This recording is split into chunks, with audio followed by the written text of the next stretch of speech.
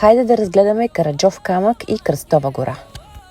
На 64 км от Пловдив, в подножието на Родопите, разбира се. Точно пред Кръстова гора има огромен паркинг, на който може да паркирате. Кръстова гора е била считана за отражение на божественото, а Караджов камък е свързван с света на мъртвите.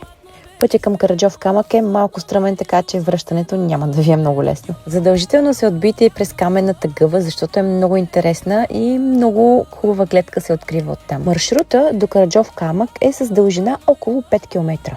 Ходенето по тази пътека не е никак трудно, защото е доста широка. Когато стигнете Караджов камък, ще трябва да изкачите една стълба по камъка, която на места е прекъсната, има парапет отстрани, който малко се клати, за съжаление.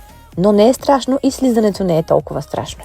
Преминаването под камъка се счита за духовно изпитание. Според местни поверия, който успее да мине оттам, оставя греховете и проблемите си на земята. Караджов камък е едно от най-мистичните и енергийни места в България. Караджов камък е с надморска височина 1448 метра. Мнозина твърдят, че след като са преминали през Караджов камък, животът ти се променя към по-добро. След като се върнахме от Караджов камък, решихме да отидем до Кръстова гора. Там има един кръст, който задължително хората се качват на него, целуват го и си пожелават нещо.